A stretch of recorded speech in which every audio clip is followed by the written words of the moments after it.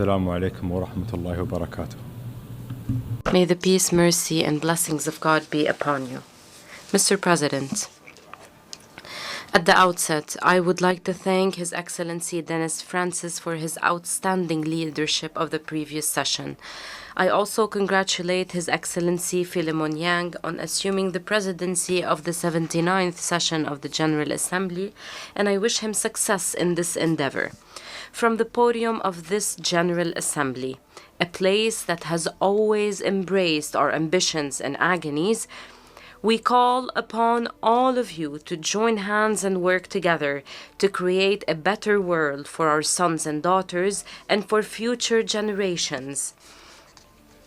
A better world in which they can enjoy a decent, prosperous, and stable life. A world in which all political, diplomatic, and economic capabilities and the latest technological and scientific advancements are harnessed to preserve life in all its forms.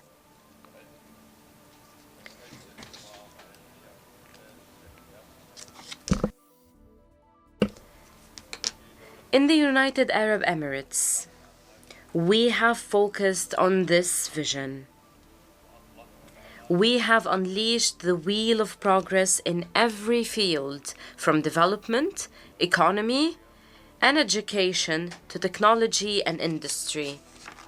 Since its inception, the UAE has adopted a transparent foreign policy based on credibility and building balanced relations with all countries. This includes supporting regional and international efforts aimed at achieving stability and reducing escalations, encouraging dialogue and building bridges, as well as resolving crises instead of merely managing them. As our world stands at a dangerous crossroads, we must redirect the compass of our international action to focus on a set of fundamental and non-negotiable principles. Most importantly, we must stand united in the face of contentious issues, support all peoples without applying double standards, ensure the protection of civilians, uphold the rule of law, as well as commit to human rights and respect the principles of good neighborliness. Returning to these basic principles has become more urgent than ever, particularly with the serious violations committed in conflicts raging in our region and around the world. These violations have deepened human suffering, erased decades of progress, and caused widespread displacement, creating massive refugee crises. This has also increased the burdens on concerned and neighboring countries, particularly with the ongoing bloody wars on the Gaza Strip, the wars in Sudan and Ukraine, and the crises taking place in Yemen, Syria, Libya, Sahel, Afghanistan, Myanmar, Haiti, and other countries. It must be recalled that even wars have rules. Parties must respect international law, including international humanitarian law. In Gaza, an immediate and lasting ceasefire must be reached. Rapid, full, and unimpeded access of humanitarian assistance at large scale must be allowed, and the hostages and detainees must be released. The relevant Security Council resolutions must also be implemented. We must act wisely in response to the rapid developments threatening our region. It is evident that what we have warned about is now unfolding beyond our control. We regret to see the war spread to Lebanon, at a time when we were hoping for an announcement about reaching a deal to end the war on Gaza. It is unacceptable to ignore the decisions and advisory opinions issued by the highest judicial body of the United Nations, namely the International Court of Justice. This includes the provisional measures issued by the court regarding the war on Gaza. In this context, we call for maintaining the security and safety of people. We must safeguard regional and international stability, including the security of international navigation, trade routes, and energy supplies. This is especially crucial in light of continued attempts by terrorist and extremist groups to exploit people's suffering for their own political goals. In the Sudan, the warring parties must stop the fighting immediately and permanently and allow unhindered and sustainable access to humanitarian assistance across borders and conflict lines.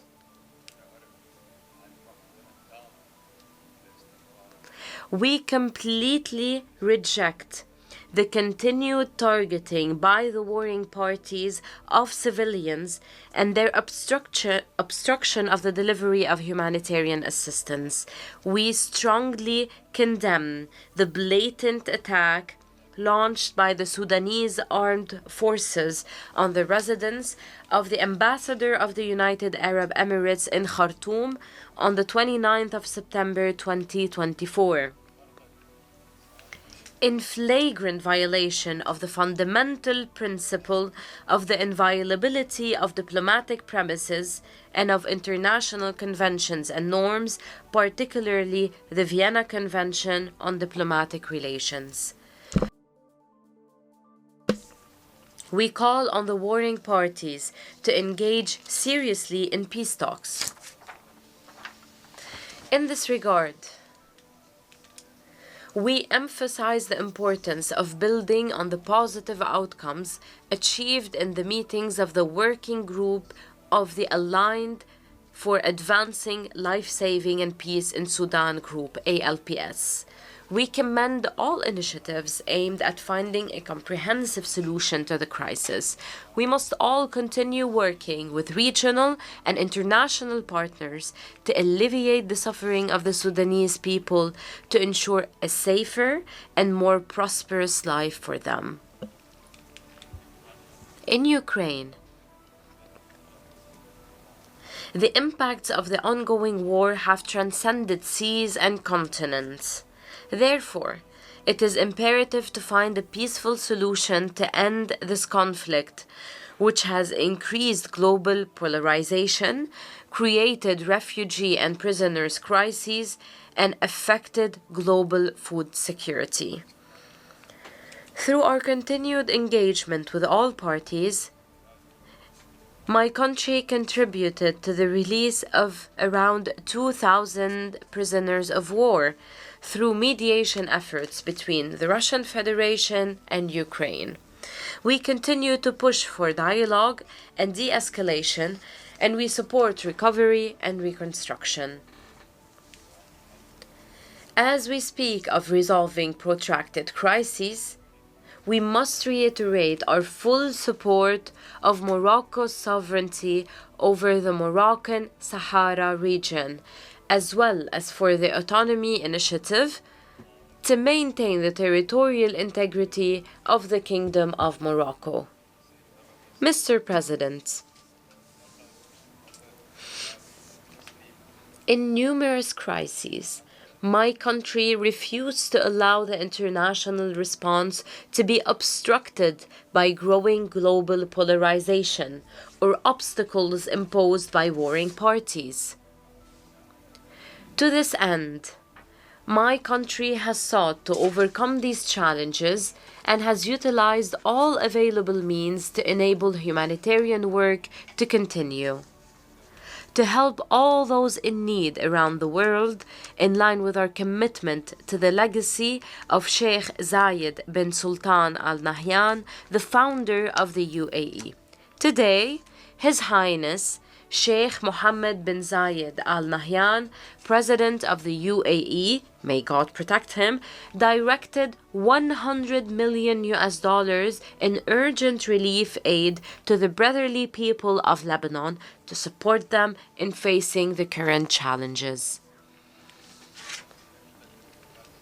When the war intensified in the Sudan, pushing millions of people towards a multidimensional humanitarian disaster, the UAE devoted its efforts to supporting the Sudanese people.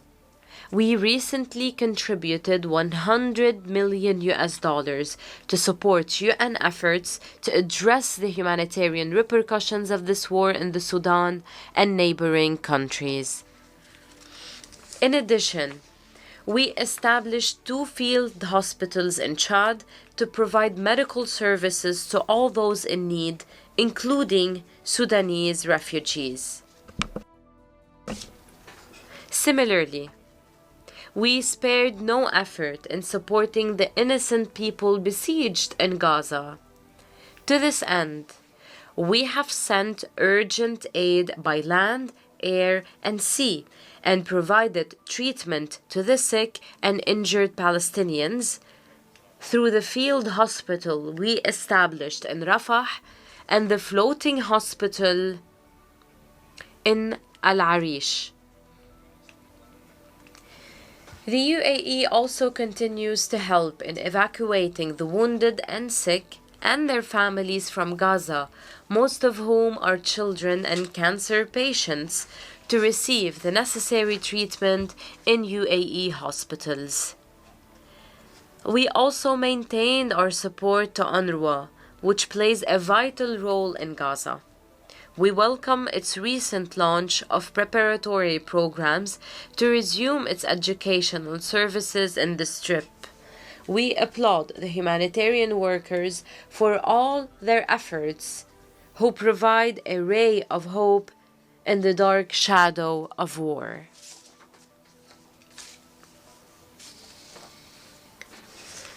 If we want to bring an end to the 7-decade-long vicious cycle of the Palestinian issue, then we must take concrete steps towards the establishment of an independent Palestinian state with East Jerusalem as its capital, based on the 2-state solution. We must also consider the establishment of a temporary international mission in the Gaza Strip upon an official request from the Palestinian government to address the humanitarian crisis, re-establish security and law, and reunite Gaza and the West Bank under a reformed Palestinian Authority. This would enable the Palestinian Authority, after it is reformed, to take firm steps towards reaching a comprehensive and just political solution for the Palestinian issue. My country believes that the state of Palestine, which just a couple of weeks ago took its new seat in this hall like every other nation, has fulfilled the requirements for full membership in this organization. It deserves to be recognized by all states as a fully fledged state under occupation. Mr. President, in parallel with our efforts in these files, my country renews its demand to Iran to end its occupation of the 3 UAE islands, Greater Toomb, Lesser Toomb, and Abu Musa. These islands are an integral part of the UAE. We will continue to urge Iran to respond to our repeated calls to resolve this issue, either through direct negotiations or by resorting to the International Court of Justice. In all other issues, the UAE believes that the best way to resolve crises is through diplomacy. We cannot fight fire with fire. When traditional approaches are no longer effective, it is our duty to renew these approaches to be able to move forward during the darkest moments of our history. Mr. President, building a secure and prosperous future requires renovating the mechanisms of multilateralism to better address the serious challenges surrounding us.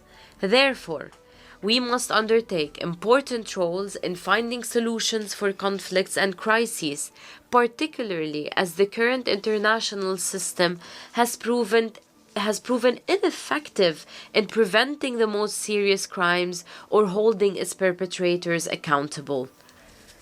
This requires, in the first place, reforming the Security Council through a comprehensive effort that includes all member states of the United Nations. This would allow the Security Council to restore its credibility, fulfill its mandate of maintaining international peace and security, and combat impunity, even in situations where polarization and political considerations prevent the Council from taking action.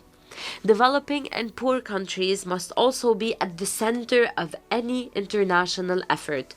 We also must ensure that women and young people are empowered to play their critical and meaningful roles in all aspects of collective action. While we are preoccupied with addressing the current reality, we must not lose sight of the importance of crisis prevention efforts. The deadliest wars in history did not break out overnight. They were a result of extremism, hate speech, and intolerance accumulating over years, if not decades. This requires taking concrete steps to uphold the principles of tolerance and peaceful coexistence and coordinate regional and international efforts to extinguish the sparks of conflict before they even start.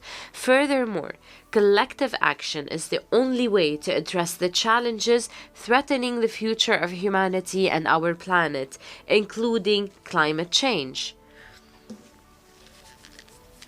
The outcomes of the 28th session of the United Nations Climate Change Conference, hosted by the UAE, demonstrated what we can achieve when we work together.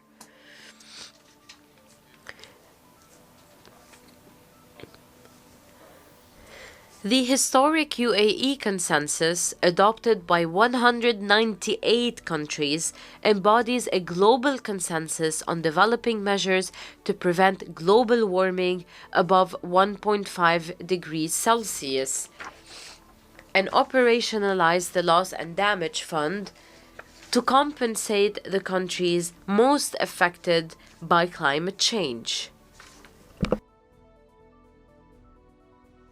We will continue to cooperate with everyone to support climate action and clean and renewable energy solutions, including through the Troika of the Presidencies of the Conference of the Parties initiative with Azerbaijan and Brazil to provide a concrete response that contributes to the achievement of the objectives of international climate agreements. We will also continue our efforts to address the issue of water scarcity and provide sustainable clean water for all, including through the UN Water Conference, which we intend to host in the UAE in 2026 in partnership with Senegal. Our other initiatives in this field, most notably, our other initiative in this field is most notably the Mohammed bin Zayed Water Initiative launched this year.